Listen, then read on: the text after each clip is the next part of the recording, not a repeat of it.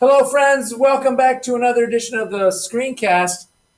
Math you should know. Today we're talking equivalent ratios, and boy, oh boy, we're going to have to hop into the time machine and go back to a few screencasts ago and talk about Shetlerizing. And hopefully you remember how important I told you that was. Before I show you how to determine if these two rates are equivalent, let's go back in the time machine and talk about how to find equivalent ratios. So we went back, going back to what I told you about cross multiplication. We talked about things like this. This is a random ratio, 40 over 6. Could be 40 cat haters to 6 cat lovers. And then we're looking for some number to make this equivalent. We talked about how to Shetlerize this by cross multiplying. So 40 times 3 is 120. And if I want to make this equal, this also has to be 120, saying 6 times this mystery number has to equal 120. Well, that mystery number would be 20. You could do 6 divided by, 2, make it 12, 0, bring down the 0, and so that column 20. So 20 would make that work.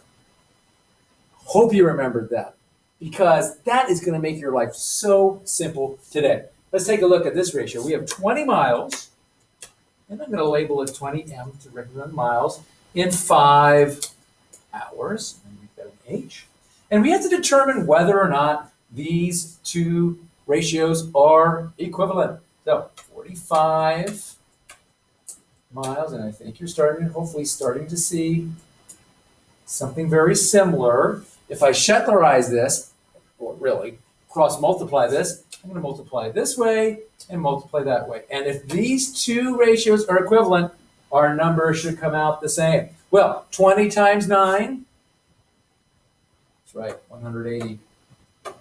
And 5 times 45 is 225.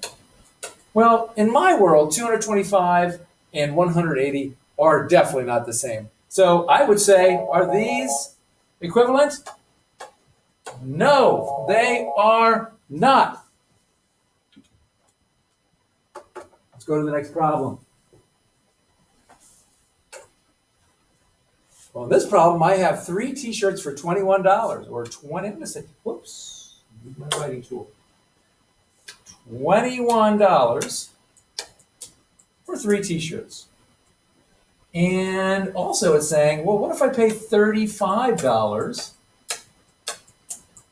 for 5 t-shirts? We'll call these t-shirts, t-shirts. Is that the same price? Are these two unit prices equivalent? Well, we could cross multiply. 21 times 5 comes out to 105. And 3 times 35, carry the 5, carry the 100. Whoa, look at that.